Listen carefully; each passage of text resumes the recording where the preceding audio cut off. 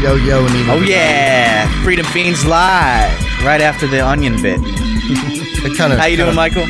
I'm doing good. I'm huffing some Jenkum and reading about tyranny. Nice.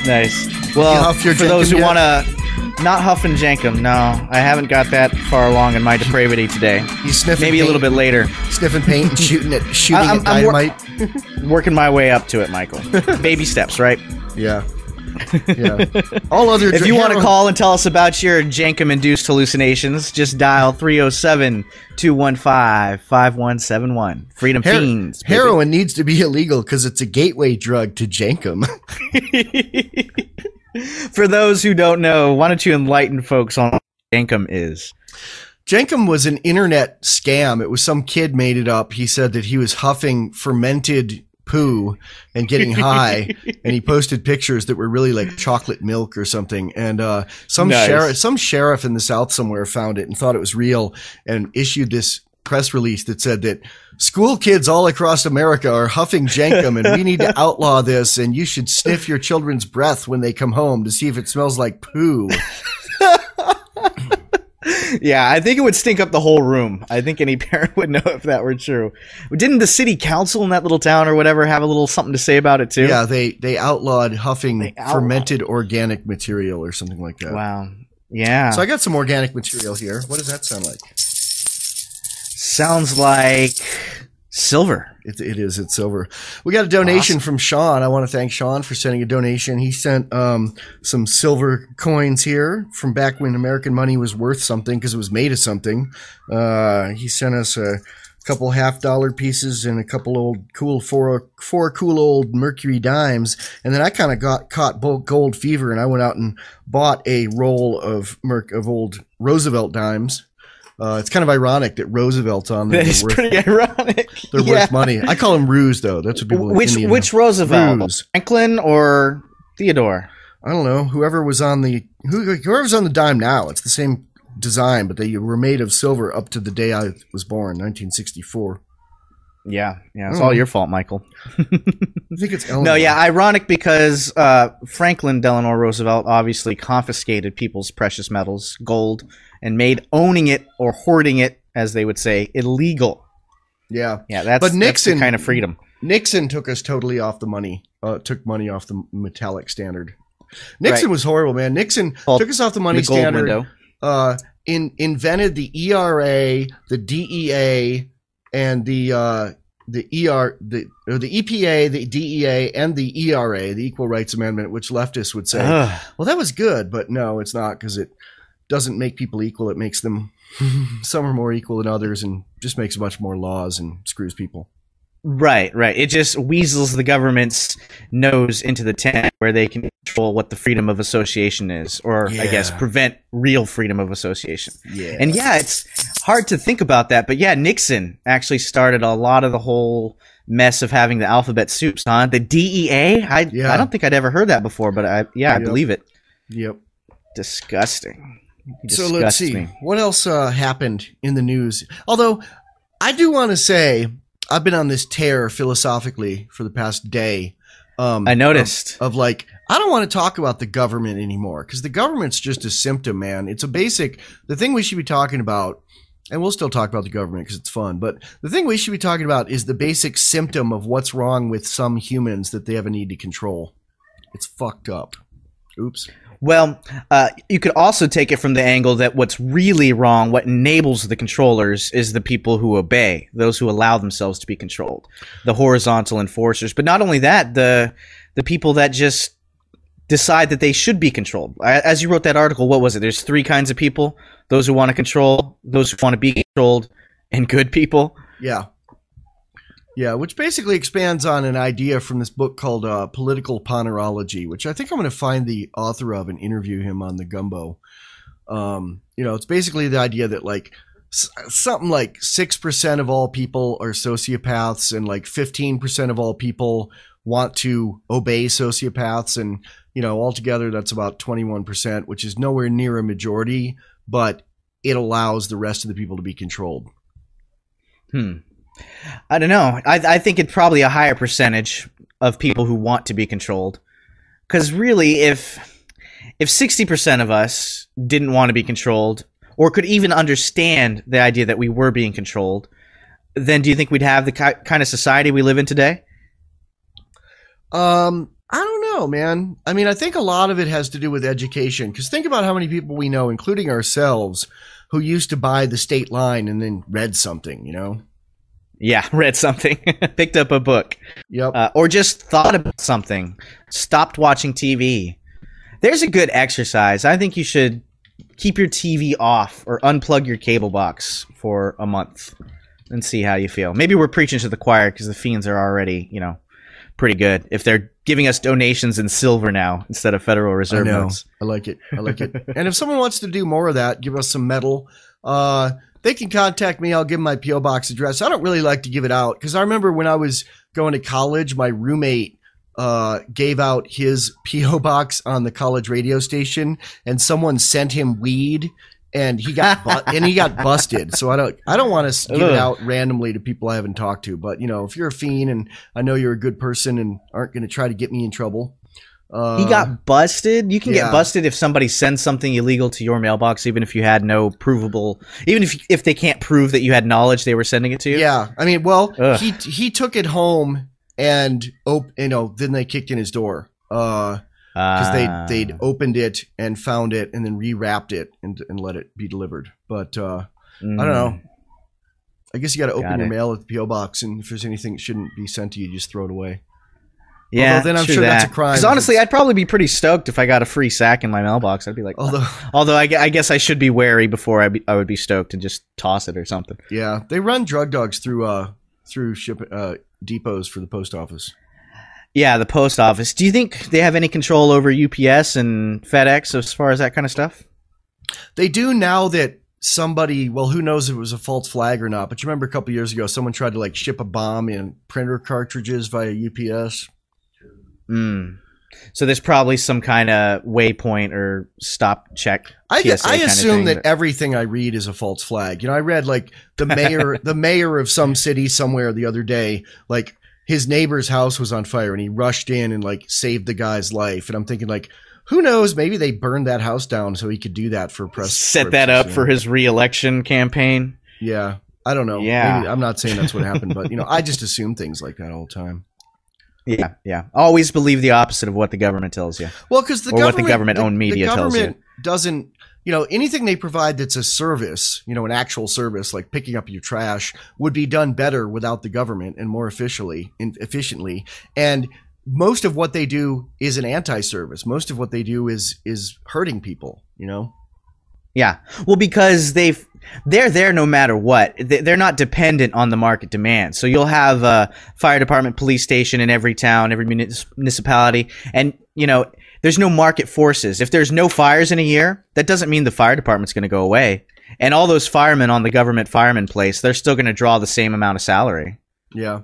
Even though they did zero work. I was reading about the Liberty Dollar the other day, and it was really pissing me off. Do you know about that? This guy, Bernard von Nothaus. Yeah. Nothaus. Yeah, was making these silver and gold coins. There were, you know, basically just silver and gold. I mean, one of them had Ron Paul on them, which is probably why they went after him. You know, I guess the mistake he made was putting the words $1 on them. Yeah. You know? Because then that was the Fed's attack on him, or the prosecution's attack was that he was counterfeiting. Yeah, is what they said. Well, the prosecutor, the attorney appointed by Obama, who led him to be thrown in prison and have them steal $7 worth of gold and silver from him and keep it. She said he was just $7. I thought it was a lot more than $7 million. $7 million. There we go. She said that he was a domestic terrorist. That's what pissed me off more than anything. Like, you know, the government is printing this fake money that's paper, and this guy's making something that's actually worth something, and he gets arrested, robbed, and called a domestic terrorist for it. Yeah, who's the real terrorist? For competition. Who's the real terrorist? I think we all know the answer. Yeah, exactly. They didn't want him raining on their parade. And his money was actually real money. Yeah. It was worth something. Well, I guess we got to go to this break. But Fiends, call us, please. Tell us some stuff. Yeah, call us if you want. Call us if you want. Yeah, we're not going to force you. We're not going to beg you. The before we put politicians' heads on money. So people were wondering where you were going to go with put politicians' heads. You meant on money. This is the Freedom Fiends live show. If you want to call in, the number is 307-215-5171 or Skype to username KittyFeet1, and that's KITTYFEET.com. So, did you hear my interview with Jody Emery there, Neema? No, I want to, though. You were telling me about it when it was upcoming, and it sounded like it's going to be really interesting. I'm definitely looking forward to it. It is. And now, go ahead and explain to our listeners who she is.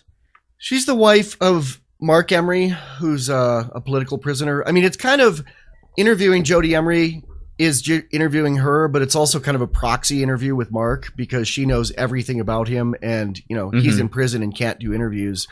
So a lot of it was about him. Mark Emery is a Canadian who is in an American prison, serving a bunch of years in prison, basically for free speech, but ostensibly for selling marijuana seeds. He was kind of the Johnny Appleseed of high quality pot strains. I mean, a lot of the dispensaries in America, the strains that they're selling came from seeds that Mark sold years ago from Canada. Oh, wow. And he was making I think it was $3 million a year for many years illegally, breaking the law in Canada, but Canada didn't care. He was paying his taxes. He had a business license. He was above boards, had a physical location shop, and was selling seeds all over the world by mail. And America got Canada to bust him and send him to America, and they agreed.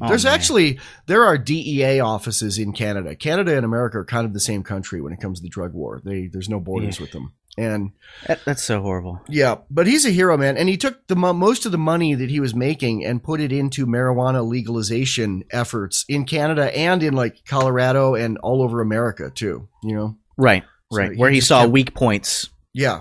So he just kept enough to live on and, put all of his profits into the cause. And they threw him in a cage. Yeah. Like an animal. Yep. It really So, and his wife has continued the fight after that, though. They're not going out without a fight, right? No. She does a weekly show on YouTube where she talks about him and reads letters from him and talks about what he's up to and talks about what he's doing. And, she's kind of his link to the outside world, which I think is really cool for a wife to do. Oh, totally cool. Yeah. Yep. That's respect. Yeah. But he's probably the kind of drug dealer that, Bill O'Reilly, when he says he wants to execute drug dealers, I think Bill O'Reilly is thinking of more than just the people on the block pushing drugs. I think he's thinking people like this who actually want to change society and give us more freedom. Yeah. Who have a loud vocal presence in a freedom movement that basically says you own your body, you own what you grow in your house or on your property.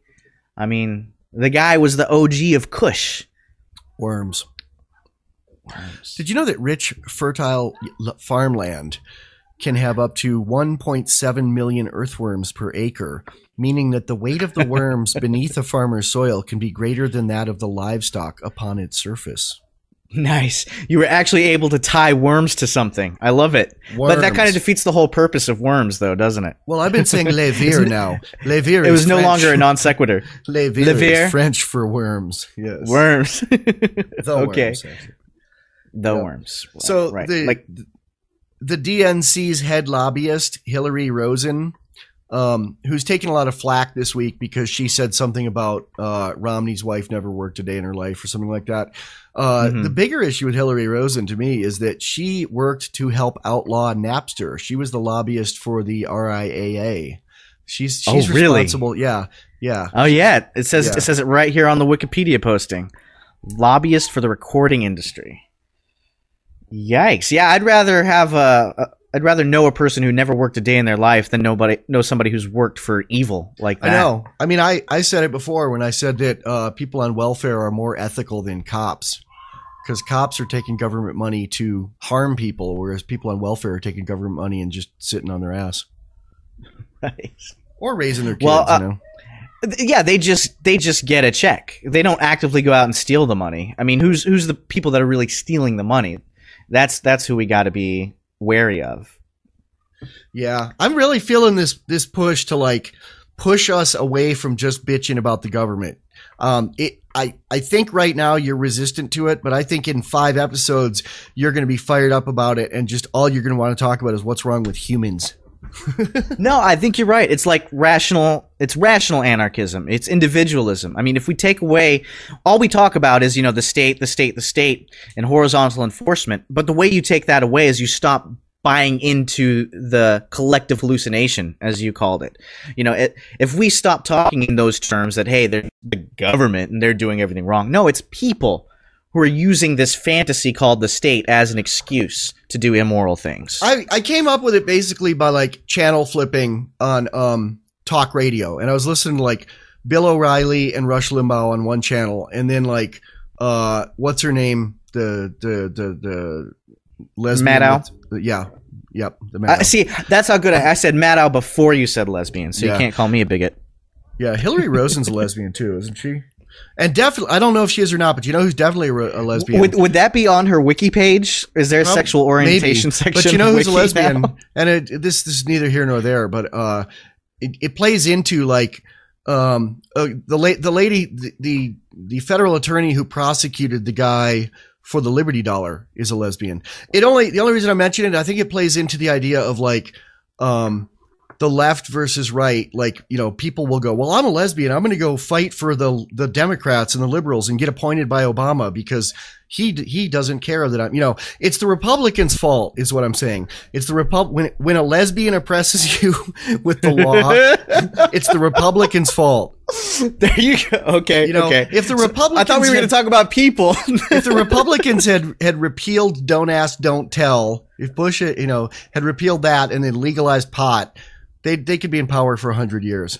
So there. Yeah. No, I totally see what you're saying. And the fact that each party, it's not just the Republicans, each party likes to divide us into these groups and then pit us against each other.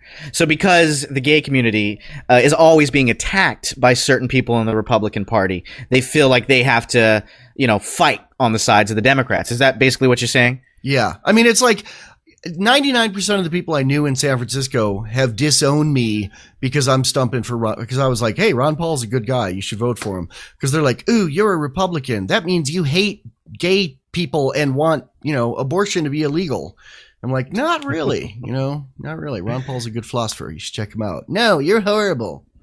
Yeah. It makes that horrible. Really the only divide is authoritarian versus libertarian. And the word libertarian is an antonym to the word authoritarian. And I got an argument with a liberal friend of mine who was saying like, you can't define something by its opposite. I'm like, well, you can when the word was invented as an antonym to the other word. The word libertarian is a word created to mean the opposite of authoritarian.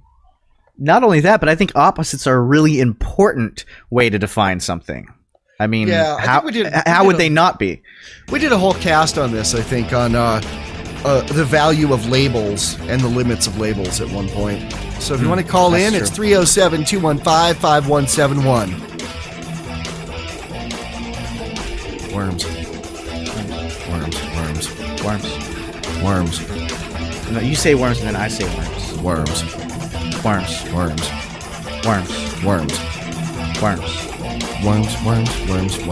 I think there's a little delay between us back and forth here, so it's not SurvivalGearbags.com is run by someone who believes by fake money or conversely pro-real money a threat to them, and they've said as such. So a guy that's actually enabling people to spend or buy the kind of currency they want is a terrorist in their eyes. I can totally see that. Which is kind of the ultimate form of keeping your monopoly,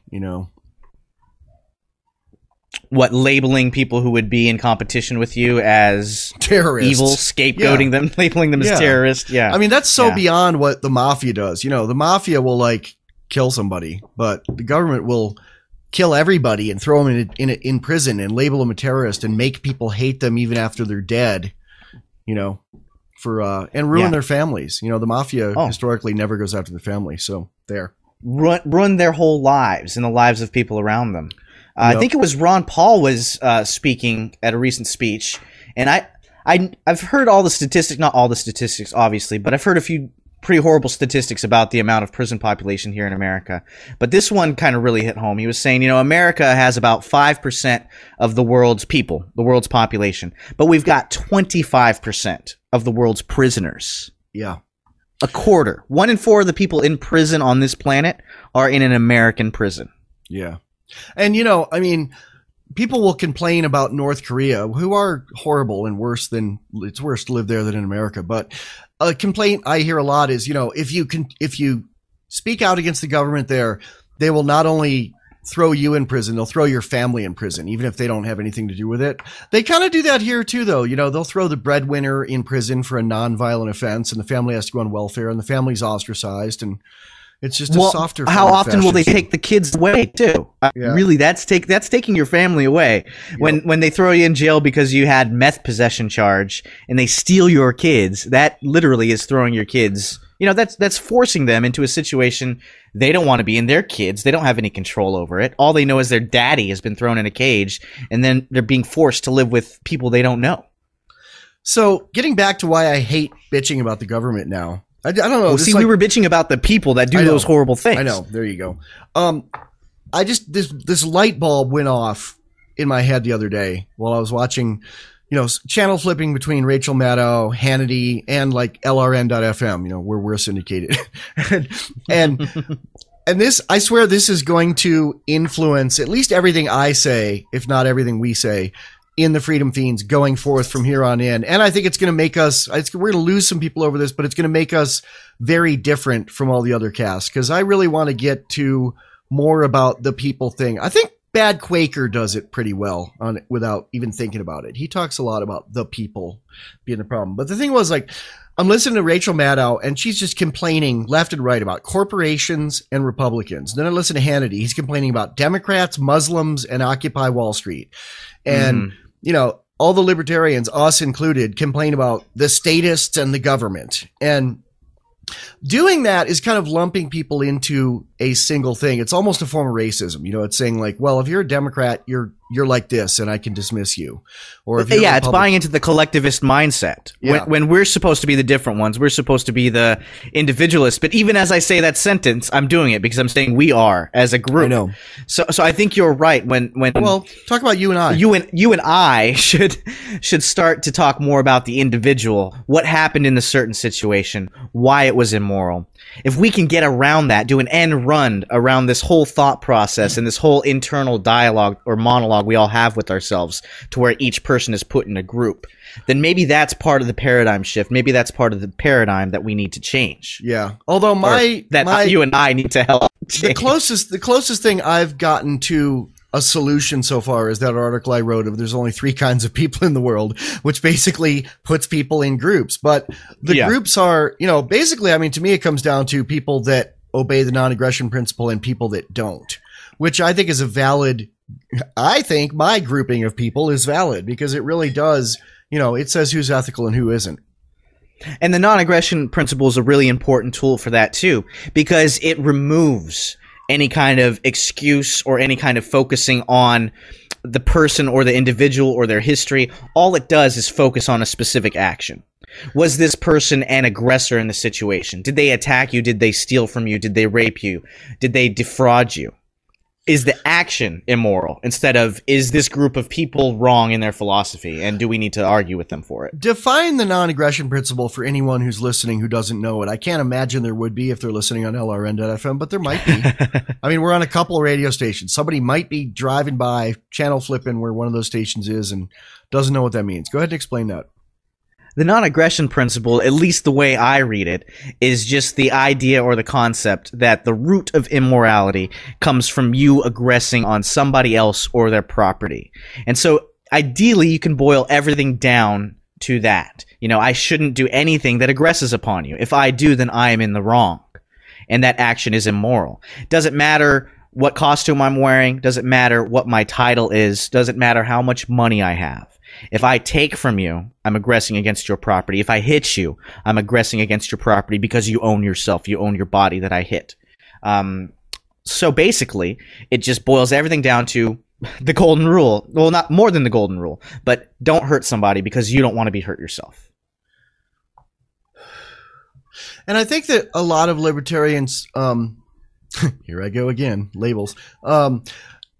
It is basically the only rule to live on. I mean, I take the Richard Marbury thing of the only two rules to live on are the non-aggression principle and keep your word.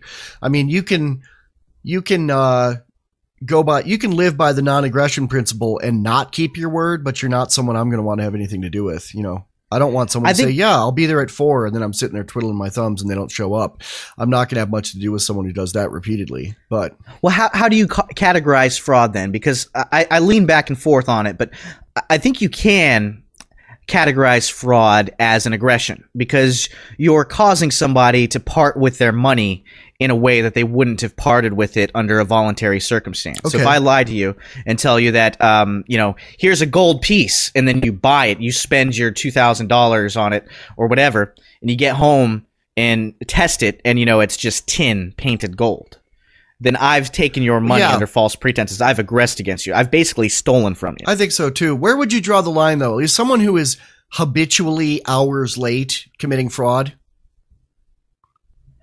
It depends on the situation. I guess if they're getting paid for it and but in that situation, the employers would be aware of it. I mean, they're the ones. Not employers, just people that, like if your buddy says, meet me at the bar at 8 and he doesn't show up till 10 half the time, is that fraud? See, I guess what I'm getting at is I think that, the non-aggression principle is the only rule in life for whether or not someone is ethical, but it's not the only rule for whether or not I'll deal with them. For instance, I'm fond of blocking people on Facebook when they say, well, fuck you. Your libertarian beliefs are horrible and everybody should have free healthcare.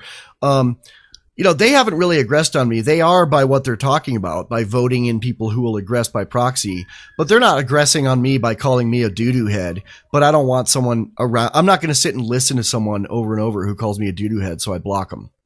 Important point. But the way I would deal with that is freedom of association does not violate the non-aggression principle. So you choosing not to deal with somebody doesn't mean that you're aggressing against them. You own your body and by essence where you're at any particular point in time and what you devote your time and your efforts towards. So if you decide not to devote your time and efforts to somebody who's, habitually late, there's nothing wrong with that. Cool. We have a caller. I'm going to keep him on hold here through the break. And, Worms. Fiends. This is a song called Would You Tar and Feather a Tax Collector? Playing in the background. I'm really feeling like it today, man. Yeah, but you don't mean that because you're a peaceful guy. Oh, it is the 15th. Yeah. Huh? Don't you have to the 17th? 16th. I gotta do mine tonight. I'm going to the dentist on the 17th, which is kind of like going to the... Hey, who's the caller? Going to the Pain Monster. Your product or service. Live show. And Jeff had a few things he wanted to share with us. Go ahead with the first one off the top of the list. Oh, yeah. Well, basically, I wanted to emphasize, what you said about the whole non-aggression principle. It's, Ron Paul pretty much summed it up, in the golden rule of doing unto others as you'd have them do unto you out of the Bible. That pretty much sums up the non-aggression principle right there. And I think I don't see how anybody would have any problem with that, but just in there. I totally agree. Yeah, I think the golden rule sums it up as very well. Although I seem to recall when Ron Paul had brought that up in regards to foreign policy at one of the Republican debates. It might have even been in South Carolina now that I'm thinking about it. They booed Ron Paul. They booed the golden rule. Yeah. So I think we've got a long way to go, and it's really hard to say that there are actually, we live in a society where people will boo the golden rule. Where a room full of Christian conservatives will boo the golden rule. Well, yeah, the thing is they're whipped into a frenzy over outside boogeymen, which is, the so-called right, uses the whole national security and fear of the boogeyman on the outside, while the so-called left uses economic fears, for its constituents. So, it's part of how they keep us divided, and which you mentioned, the whole group division thing. Yep. Yeah. Yep. It's also part of how they keep us thinking there's actually a need for them. I mean, unless we're scared out of our wits, then why else would we need some kind of all-powerful state to protect us? So they like to push that fear so they can justify their own existence and their own theft of our money. The thing I find ironic is when I was a kid, the boogeyman was the communists, and then the CIA trained a bunch of Afghanis to go in to go in and fight the communist threat, and the communist threat kind of dissipated on its own over time, and then we were left with the some of those Afghanis ended up wanting to kill us. There's a term for that. What is it? The mongoose problem, where you bring in mongooses to eat the rats, and then they end up more of a problem than the rats were. And there are people over there. There are a few scary brown people that want to kill us, but they are by far the minority. And a lot of the reason they want to kill us is because our government is sending people over there to blow up their neighborhoods. Yeah. Well, it's interesting. You mentioned, when I was a kid, I remember the communist threat as well. But I don't know if you've ever read Gary Allen and Larry Abraham. Did you ever read their book? No. Oh, okay. None dare call it conspiracy. It talks about how basically big moneyed interests basically helped support the Bolshevik Revolution. In other words, they sort of helped create the boogeyman, for their own interests. And that goes to another point I wanted to mention, by the way, about big money and all that, and the Federal Reserve. This is the 100th anniversary of the sinking of the Titanic. Yeah. And here's an interesting connection with the Federal Reserve, which I know you both, as do I, both are vehemently against. Yes. 3 people who stridently opposed J.P. Morgan and John D. Rockefeller's planning stages, which had been going on since 1910, included 3 men named Isidor Straus, Benjamin Guggenheim, who has that museum in New York named after him, and John Jacob Astor IV. They were of the richest men in the world. They opposed the Federal Reserve, and all 3 of them went down to their deaths on the Titanic, conveniently for the Federal Reserve planners. So do you think maybe someone sunk it? Do you think it was sunk intentionally to get rid of those guys? That's a theory. But, I can't prove it, but there are websites out there like The Untold Truth Behind the Sinking of the Titanic. Wow. But it's, let's see. Yeah, The Untold Truth Behind the Sinking of the Titanic. And it's an interesting theory, but again, take it for what you think it's worth. Wow. Do you ever listen to the band Dead Kennedys or hear any spoken word stuff by their singer, Jello Biafra? I had heard of them, but I remember them. You sound like him. You sound like him. That's why I'm asking. You're not. I sound like who? Jello. You're not him calling in, are you? No, I'm not Jello Biafra. Okay. So you want to remember the name that Dead Kennedys mentioned back in the 80s. I knew a punk rocker who was into that band, but I never really listened much to them. They're good. They taught me to distrust the government, actually, even though they were kind of left anarchists or left whatever. Them and Abby Hoffman were my start, and then I read and became an anarcho-capitalist. But so you want to move to Wyoming? Talk about Wyoming. I'm in Wyoming. I like Wyoming. Well, I'm considering it, because I've been to Weston County a couple times. Did you meet Mama Liberty? I'm sorry? Did you meet our friend Mama Liberty? Oh yeah, and I think cool. I met you at the Jamboree last summer. Oh yeah, I was there with my wife. Yeah. Yeah, you're Michael, not Mike. Yeah. And what was your name? Yeah, I'm Knight Rider. Oh, okay. Yeah, I remember you. Yeah. Basically, I'm considering Weston County. I know most of the forum people. They're in either Weston or Crook. But, I've heard good things about the sheriff there. He's a la Richard Mack. So that's part of the reason why I'm gravitating toward that particular neck of the woods. But I'm not 100% on it, though. I've been perusing, real estate and job prospects. I know the oil industry is big. I don't know. It's all kind of the happening place is South Dakota now. I mean, if you want to work on North Dakota, or North Dakota, the Dakotas, yep. yeah. There's not that much work for people out. You know, it used to be you could come out of state and just step off the bus and get a job working on a rig here. That's not the case now. To get a job in the oil industry here now, for the most part, it's like skilled work with computer testing and things like that. The people that are just getting jobs hired out of anywhere for working on a rig is mostly in the Dakotas right now, but it moves around.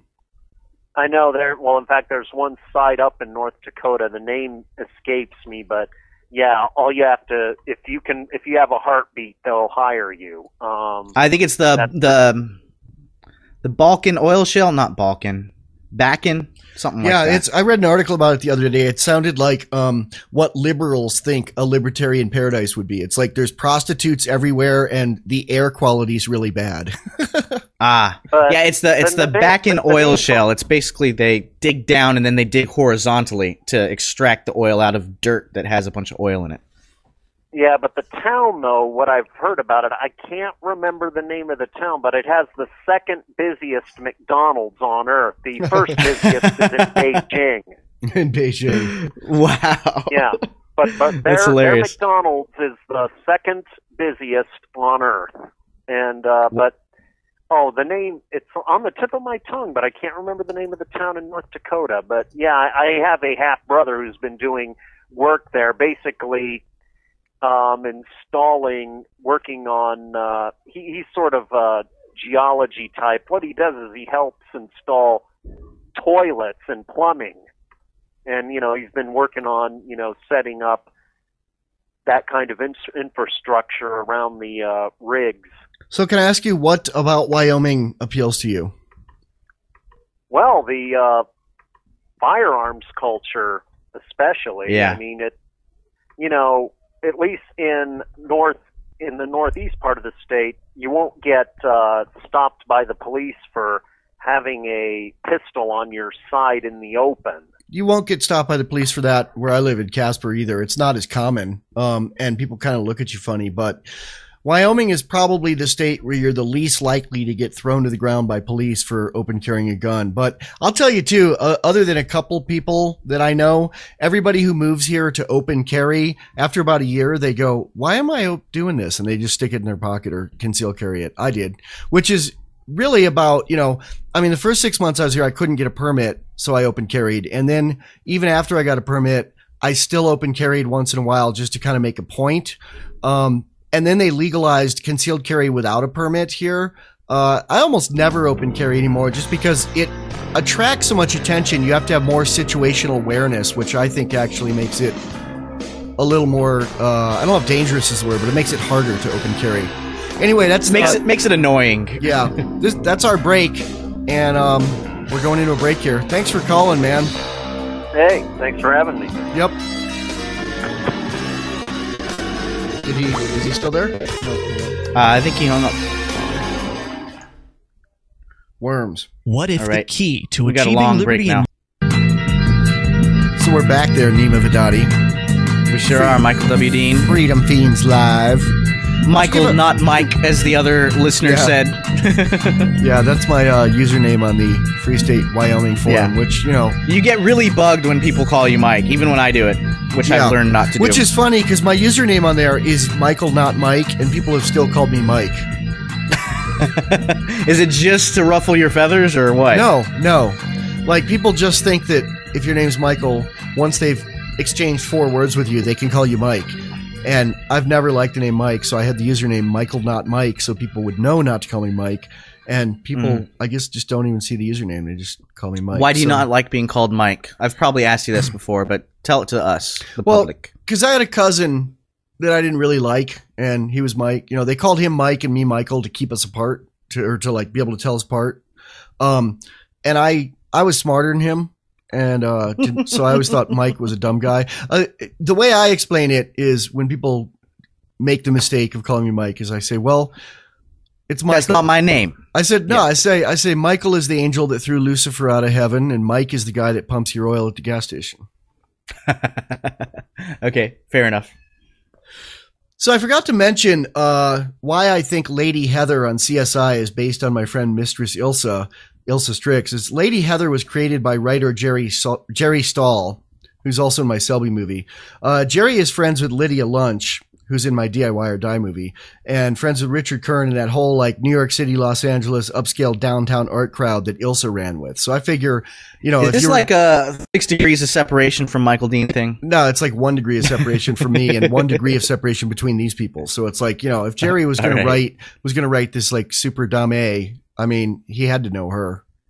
Although I think in Hollywood, you can like, you could go to a house of ill repute and then write it off on your taxes probably. So as research.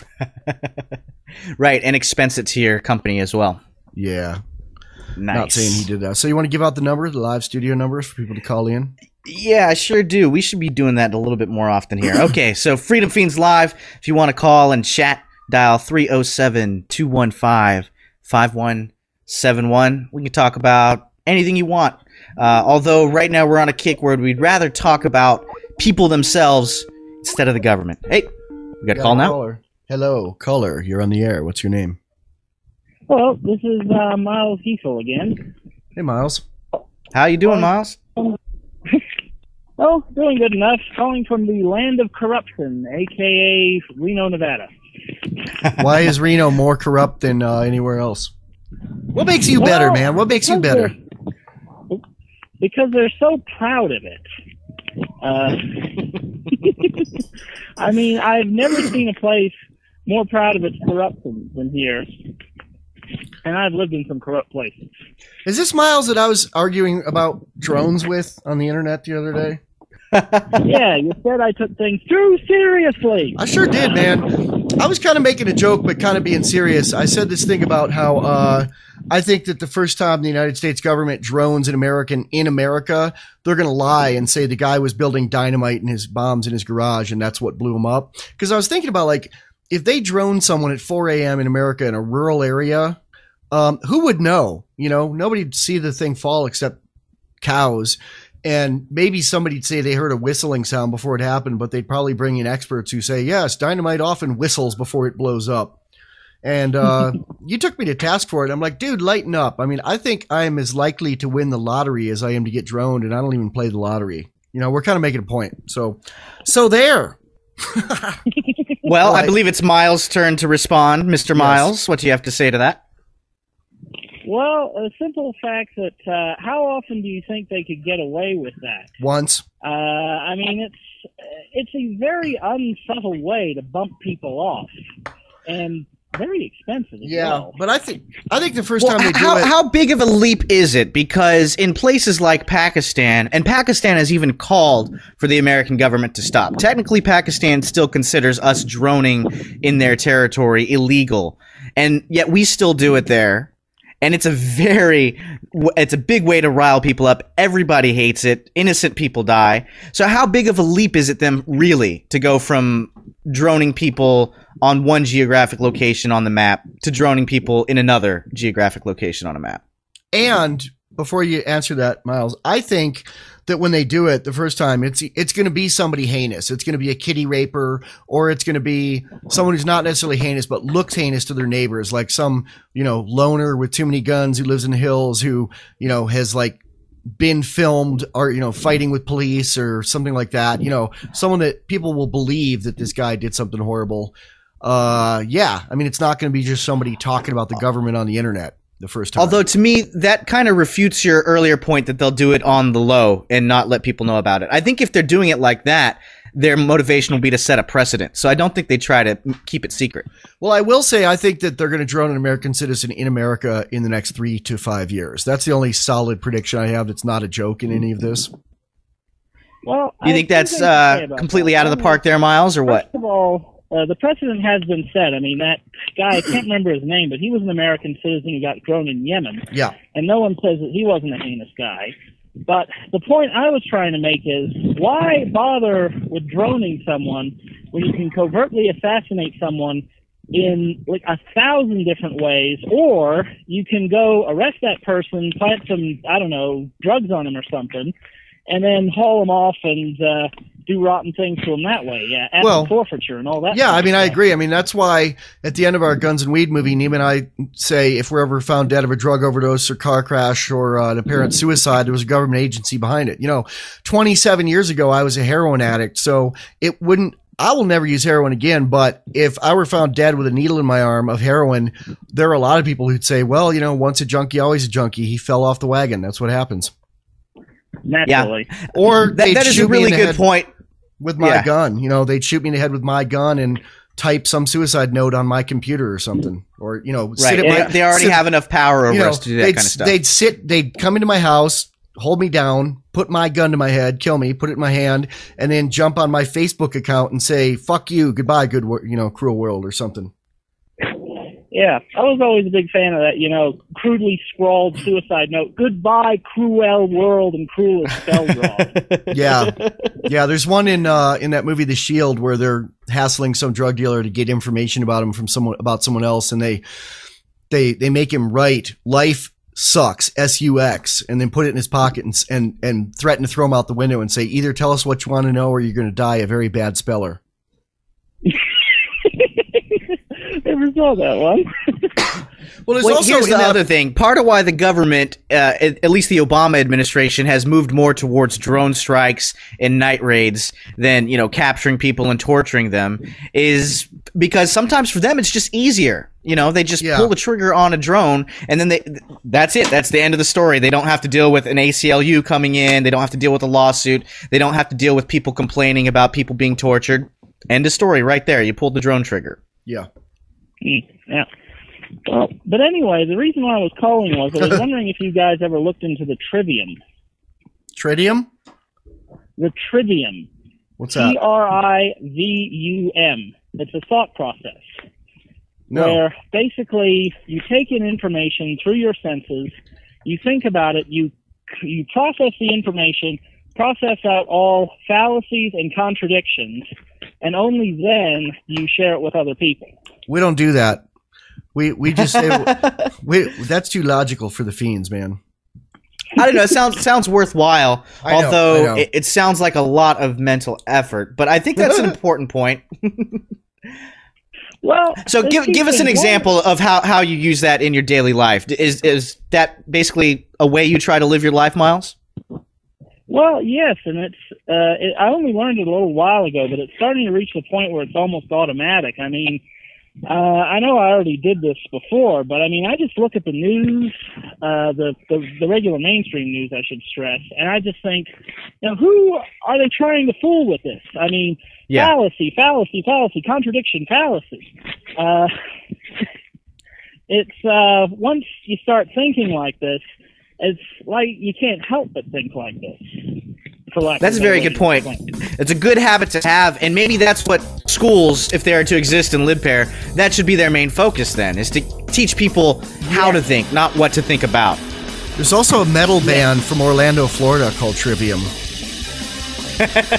Which is a nice bit of trivia. Yep.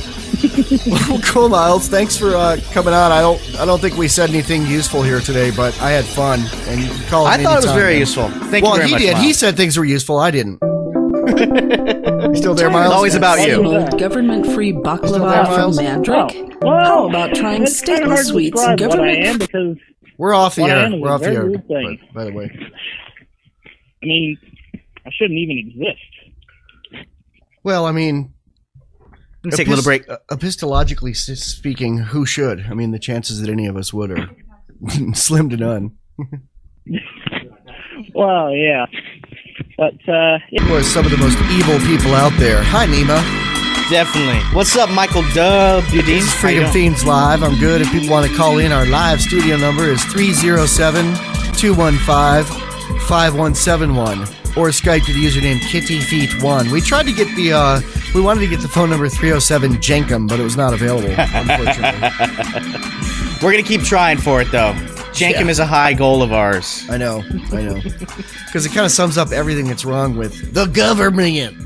The government. Well, it's people, and I'm upset right now about people who are making me pay them money that I don't feel I should pay them. I'm talking, of course, it is April 15th, and my taxes you're getting mugged? due tomorrow. Getting mugged.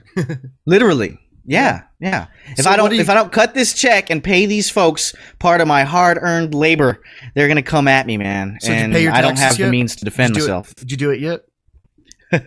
Actually, as I am complaining about taxes, my wife is doing them right now. Well, that's a nice division of labor. How does she like that? It is. Let's get her on here. Wife, how do you like paying taxes? She says, I love it. I love it. I love paying the state. Please do not drone me. Is she on Compliacin? Yeah, I decided to put my wife on Compliacin for other reasons than the government. But for paying the taxes. It works. You know, I missed. What did she say? You can't cuss on live radio, honey. She just did. She said, I love you. Ah.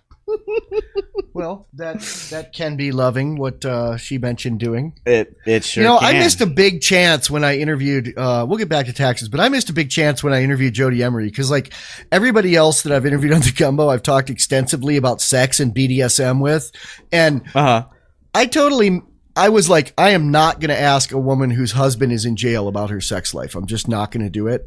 And I think you erred in favor of the right side there. That was probably a good choice on your part. But then I watched this movie with then I watched this movie about her and her husband, and like she said in it, like, yeah, I basically met him because I wanted to find and marry a great older man and do his bidding and help him out. And there's like scenes in there where she's like on her knees, like being a good 50s housewife, like buffing his shoes. And I'm like, okay, I should have asked her about that. But anyway. You should have. Yeah. Who's on the phone here? We got a caller. You going to talk about taxes? Hey. Who is it? Hey, this is Ben from Bad Quaker. Hey, Ben. What's up? Did you pay your taxes yet? Yeah. I was just reading on the internet that Michael liked to be called Mikey Mike. Is that a trend that's starting to catch on? Oh, that's where we're going. Mikey Mike? So, Ben, what do you do for a living? Hold on. No. We can't drop the Mikey Mike. Ben, don't you Is that your nickname? Don't you get a government pension? Isn't that what you do for a living? From working. Wow, this is getting heated. You're trying to start some more pod beef right now. I love pod beef, man. Stefan and I had so much pod beef, and then like we're it's all good. I emailed with him yesterday, and it was funny. He emailed me about something. So, what do you do for a living there, Ben Quaker? I am retired, making money off of the drones that are blowing up people in foreign countries. Yeah, you worked for aerospace. Did you work for a military contractor? I did. I worked for one of the major ones. I worked for General Electric aircraft engines. Oh, they're part of the government. So I have a question. Yikes. I want some insider information here that you've probably signed an NDA and can't talk about. But I heard that what happened at Area 51, like, people say, oh, there are UFOs landed and stuff, that what really happened was that Area 51 was for testing experimental aircraft that eventually led to the drone 50 years later. And people thought they were UFOs because they were seeing lights in the sky do things and behave in ways that known aircraft could not do. And the government just either started the rumor that it was UFOs or let people spread that because it covered what they were really doing, which was developing the drone. Is that true? Did that come from Area 51? I have no absolute knowledge on it, but that has always been kind of my assumption. That and the Aurora Project. Are you familiar with the Aurora Project? No. What's the Aurora Project? It was kind of like the grandfather of that really super secret space plane that's flying around us right now that nobody seems to be talking about or knowing about. But NASA is totally not denying. Oh, it's like the really high level drone. It's like a satellite that can move or something, basically, right? Oh, I'd like more info on that. What's that? What's it called, and what is it doing? Well, I'm not sure what the current name of the one that's up there right now is. All I've heard it referred to as space plane, but essentially it's an unmanned, like the next generation. It's the space shuttle that's a drone, basically. I'm looking. Yeah, there's a Wikipedia article. Yeah, pretty much. Is it weaponized? Of course. We're told it's not. Yeah. It's listening to the Freedom Fiends right now, though. Probably. It's grooving to some hip hop by Neema and I. It likes to hear about itself because it's a drone. Yeah, we're droning on about the drones. Okay, I don't want to go off on a tangent. I will. Okay, I will. Ass sunscreen, which is what we call Cass Sunstein, Obama, he's kind of like Obama's Karl Rove. You know, he's a high level czar that, what is he, the czar of everything? No, the regulatory czar. He wrote this article about like, back when he worked for Bush, he wrote this article about like what to do about the internet. And he wrote a book called The Problem with Free Speech and Democracy. And in this PDF that is linked on Freedom Fiends that you can download, he talked about various methods of quashing the internet and free speech to protect the government. And, you know, one of the things he said was having paid bloggers from the government, like going into where people are talking about things the government don't like and offering counter opinions. And he said, but one problem with that is that those people could start to believe the counter opinions. So I'm wondering, like, I think they just have computers listen to everything on LRN.FM, because if they actually had a person listen to it, they might start to make sense to them. If you follow the chat very much over at Reddit, it's real quick. It's real easy to start to believe that some of those people are plants, because some of the things they say are just amazing. Well, Reddit's just a cross-section of the internet. I mean, it's a popular site where things can go viral easily, which is why they would want to have some plants there. What are you speaking of in particular? Give me an example. Oh, my. I've tried to hang out in the anarcho-capitalist area at Reddit, and there's some good people over there. Don't get me wrong or anything, but there's some of them that are making arguments and asking questions that are like, you know, how much do you get paid to say that? That is just no human, no normal person would even think of that. I actually got into an argument with what I think is one of those people the other day. There's a site on Facebook called We Survived Bush, You'll Survive Obama. That's disgusting. I know, and it has like 100,000 followers. And I posted something on there that was you know, basically saying there's no difference between Bush and Obama. They're two sides of the same status coin. And the moderator of the site started arguing with me and making all these logical fallacies. And I was like, oh, that's the red herring. Oh, that's this, that's that. And, you know, finally said, like linked that Cass Sunstein article and told him, you know, said, everybody go check out this page of this article. I think we're dealing with one of these people that Cass Sunstein is talking about hiring here. And the person, like, a couple of my friends piled on and joined me, and it did not get deleted. It never got, it didn't get blocked. The guy just went away, and someone's like, you won. And I'm like, no, he didn't leave. He's out like filing a report on me with the DHS.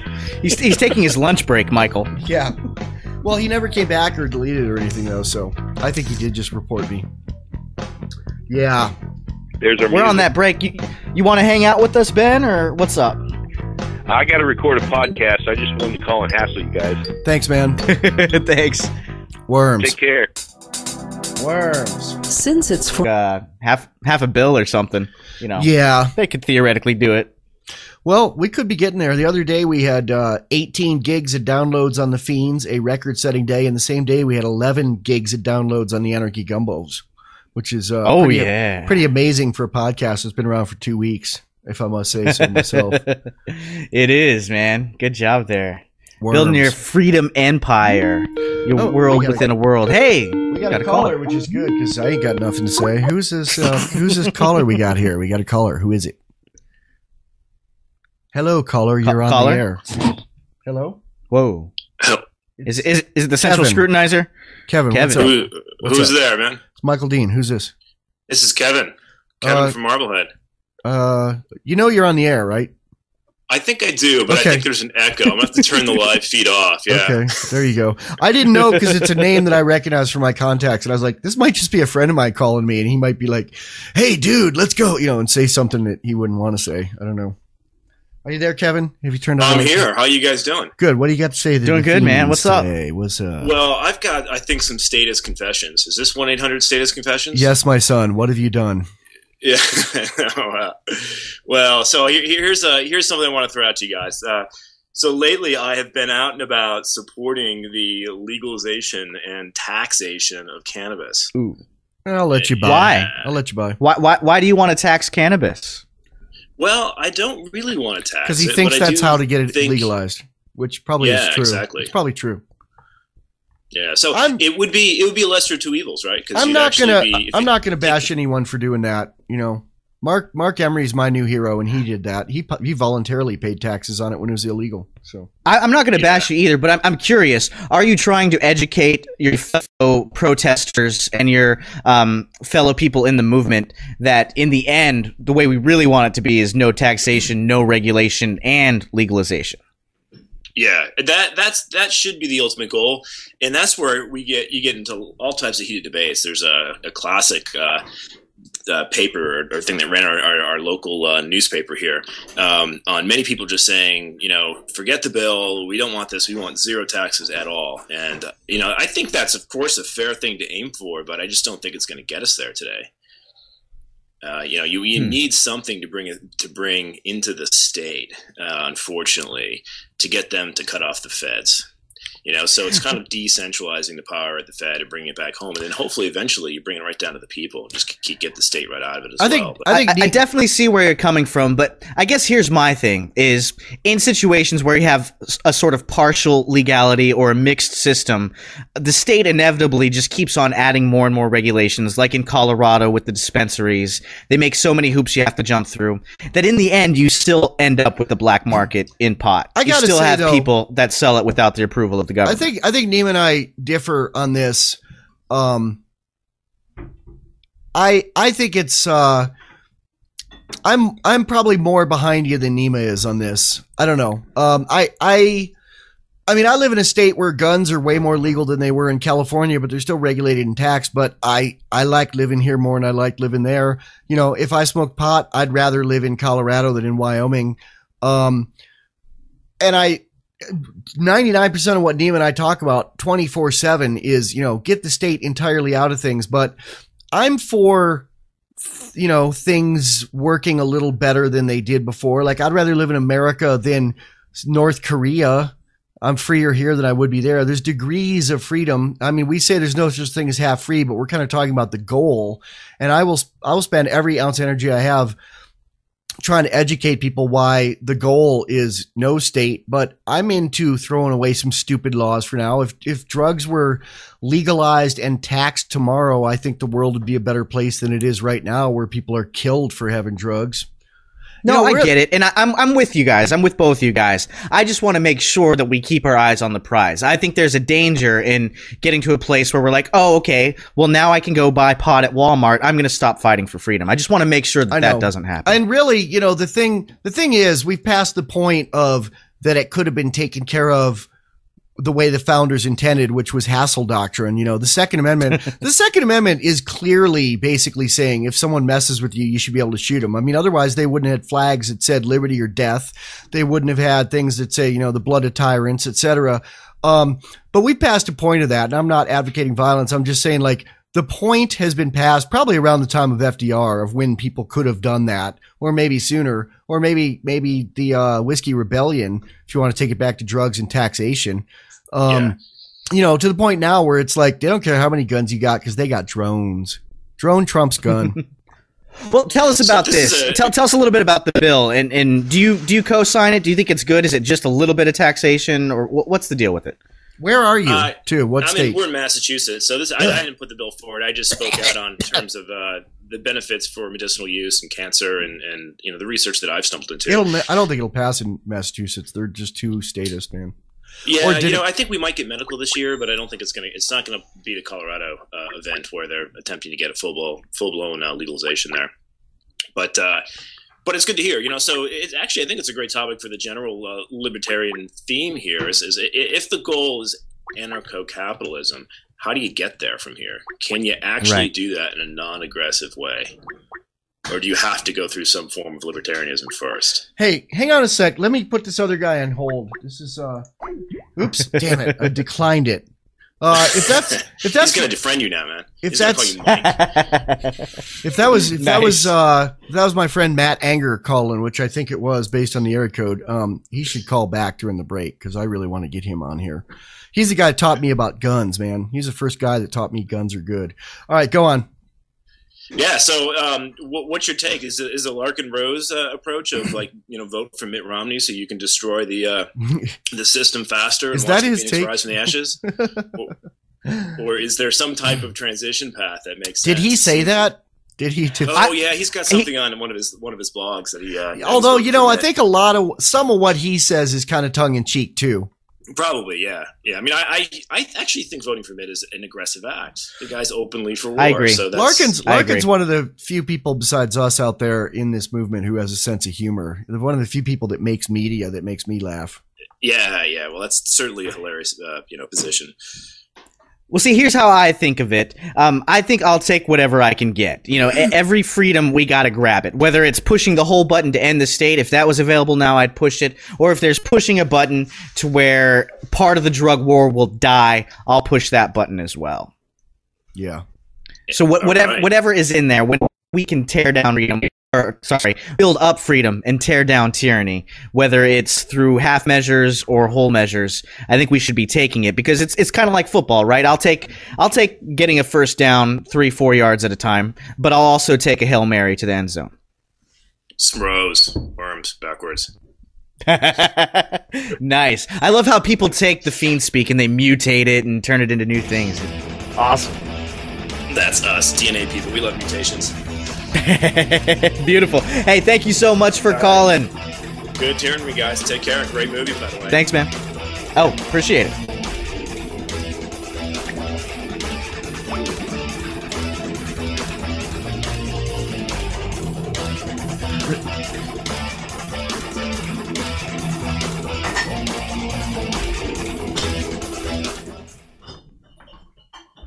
Michael, I'm going to take a little break. Central Scrutinizer. We're working very hard to spend your tax money to keep you from hearing things like freedomfeens.com.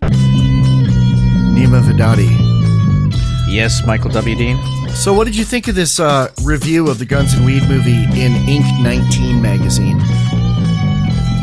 I liked it, for the most part. I liked how they thought it was fun. They picked up on the sense of humor. I thought it was entertaining, which was, at least half of the goal. Yeah. So I dug that. I think we do prove our points more than reviews I've read like this that just say we don't provide much substance in it. I thought there was, at least from my point of view, a nice set of arguments against government intervention in our personal lives. Yeah. So, although they said you didn't rap well, which I took exception to. Yeah, well, it was kind of a hard nut to crack because I was trying to be understandable by everybody, so I toned down, some of the things a little bit and tried to make it more accessible. So I guess you can't please everybody, right? Yeah. And they also said I guess you were a large man from India, which you're neither. A large South Asian man. Yeah. At least they say funny, so I'll take it. That means they think your acting's good because that means that they think Johnny Patel was real. They think you are Indian, which someone else thought too that should know better. Who was it? Claire Wolf thought you're from India. Yeah. Oh well. Yeah. I guess Persians and Indians are both Aryans, so. My Aryan brother. And my wife's German, so we've got a nice little Aryan family here. I thought she was Polish. She's Polish and German. Yeah. That's the best kind. There you go. Yeah. Yep. Worms. Yep. So they liked it. They said it bounced along like a Saturday Night Live skit that admits it lights up. And that's another thing I like, because when we were thinking about making the Guns and Weed movie, we both decided it'd be best if it was short little segments instead of one long narrative. Wanted to be catchy, like a bunch of little YouTube videos in one bigger video. They also complimented our low-budget filmmaking, which I like. They said, what little funds were spent show what you can do these days with a cheap camcorder and open source editing suite, which we actually used Premiere, which is not open source, but I liked what they said. Yeah, I like what they said too. Yeah, I don't and mind they said the effects were kind of common but never cheesy. So yeah, fair enough. They liked it. No, they said it was cheesy but good. Oh, that's it. Because cheesy is good, man. I love me some high school nachos and some jalapenos. Well, think about some of the best stuff that was on Saturday Night Live was those little movies by.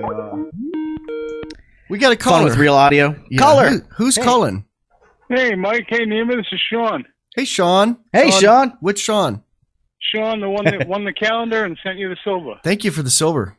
Oh, you're welcome. Yeah. We appreciate it. How you like the calendar, Sean? I love it. It's very great quality. I love the pictures. Cool. You got me hooked, man. I got that silver. I didn't have any. I was like, wow. And I went out and spent like $115 buying more silver the next day. I infected. Feels good in your hand, doesn't it? You did. Yeah, it does. You know, actually, Ernie Hancock got me hooked on it, and I didn't have any cash, and I really appreciated this calendar, and figured I'd send you guys a little something. Thanks, man. Yeah, when I was a kid, 1964, I was born. That was the last year that U.S. money had any silver in it. And I remember being like 5 or 6 years old, and I'd get a dime in change that was from 64 or earlier, and my dad or my grandpa or uncle would say, "You should save that. It's made of silver." And I'd be like, "No, I want to buy candy." Wish I'd listened to them. If I'd saved if I'd saved every silver dime I got in change between the ages of 5 and 15, I could probably buy my house now. Yeah, no kidding. I remember growing up, it always just seemed like a fact of life that prices get higher, and I never really understood why. But I remember the way I noticed it was on payphones, because I'm not too old, but I'm old enough to remember payphones. And every few years, the price seemed to go up on it, and I was like, "Oh, that's just how money works. It always gets more expensive for things." Yeah, I see candy bars in the store, and I can't believe they're like $1.15. It's like, gee, I used to buy them for 10 cents. I know. Yeah, not only that, but the quality's going down, you'll notice. The chocolate in like Twix and stuff does not taste the same. They're making them smaller, too. A lot of things are getting smaller, too. Like cereal boxes are like 2 ounces less cereal than they used to be. Yep. So what's new, man? What you got for us today? Hey, I was listening to you guys talk about unions on the show last week. Yeah. And you ever heard of prevailing wage? No. I'm a non-union electrician. But when the contractor I work for does like a government job, a school, or something like that, they have to pay me pretty close to union wages by law. So you can't even use price as a bargaining tool in those situations. Yeah, I make $27 an hour, which I think is a decent wage. It's a decent wage. Yeah, that's more than a good wage. It's more than I make. But one of the last prevailing wage jobs I was on, I was making $42 an hour. Wow. So are you saying this is a good idea? You think this is No, what I'm saying is, as a struggling, family guy, I mean, wow, it's great. But as somebody who's forced to pay taxes, I mean, I know. I don't understand it, I know. There's a big newspaper debate in my area of they're revamping the public high school here and spending millions of dollars to do it. And they hired some people from Colorado because they were cheaper and would do as good of a job. And the local politicians got involved and said, no, we have to hire people from this area and pay more.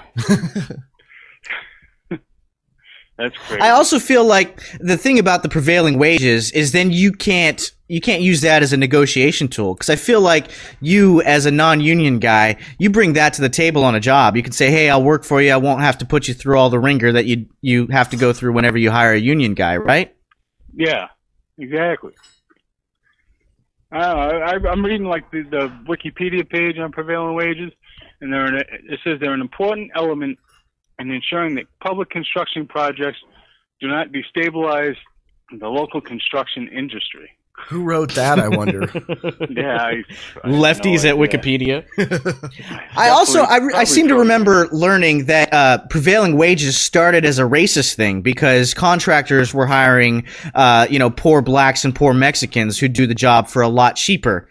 And so the government came out with these prevailing wage laws and said, no, can't do that anymore. We got to hire white guys who will work for the prevailing wage. So they upped the wage. Maybe. I think it was union protectionism. A lot of things started racist. Gun laws started out of racism. Marriage laws started out of racism. Yep. I think it was Walter Williams. Google him and prevailing wages. I think he wrote a nice article for it. He's writes on LouRockwell.com sometimes, and I think he's a professor, maybe at George Mason University. So I think that's that. He talks about race issues and how the government, all these things that the government does to supposedly help poor people, like prevailing wages, minimum wages, welfare, they end up hurting people instead of helping them. And not only that, but they have to steal money to hurt us more with it. Yeah, I know my bosses, push us a lot harder. You're making more money, so you got to work a lot harder and quicker. Yeah. Right. I also wanted to mention I saw Gore about 22 years ago. Where'd you see him? I saw him in a little place in Salisbury, Mass. And at the time, I had, long blonde hair down my back. I walked out of that show. My hair was pink from all the fake blood. And it was pink for 3 days. It drove my parents nuts. How many people were at that show? Oh, gee, I don't know. It was before I stopped drinking, so I don't really remember. They play theaters now to like 1,200 people, and sell out everywhere they play. My band Bomb played with them in like 1987 in North Carolina in Raleigh, and there were more people on stage when Guar played than there were in the audience. Yeah, I had never heard of them before, but they put on a great show. Yep. I guess the only thing I really heard of him when I was younger was seeing him on Beavis and Butthead, and Beavis and Butthead would always go wild whenever Guar came on. Band. Yeah. Of course it is. All right, guys. Nice. Well, like I said, I just wanted to thank you for the calendar, and it's awesome. Cool, man. Worms. Hey, we appreciate that, man. Thanks for listening. Thanks for the silver. All right, later. Yep. All right, peace. Worms. So, Neema, we got about 2 minutes here. What do you got, man? What do you got? 2 minutes. What do we want to wrap it up with? Okay, there was this I wanted to talk about. The whole Trayvon Martin thing. Scott Horton kind of blew my mind when he said this. He says, I believe Trayvon Martin had the right to stand his ground and shoot George Zimmerman. Turning that whole thing on its head, since people are saying these stand your ground laws are stupid, and all the lefties are trying to use it to attack gun rights. I like his take on it, and I agree. If it went down the way a lot of people are saying, that's true, and we'll never know. But here's the thing, and this got me thinking. I've been reading a lot of the L. Neil Smith graphic novels and stuff, and all the societies, the quote unquote lib pair, or I guess we call them lib pair societies. Everybody's armed, even the kids. And so I think if we lived in a free society, Trayvon Martin would be as armed, and he'd probably be open carrying. George Zimmerman probably would have been open carrying too, and they would have just hat tipped. I don't think it would have come to what it came to. Just my opinion. You've been reading L. Neil Smith, which I remember there's like an 8-year-old kid in there who's got a .22 rifle and he's walking around with it. And he's peaceful. Yeah, he's looking for ammo. Yeah, peaceful. Exactly. An armed society is a polite society. And it's not polite to murder people. Very impolite to murder people. Very, very impolite. Freedom Fiends Live, another successful, wonderful weekly show, and we are out. Since time began, tyrants have taken aim at prisoners.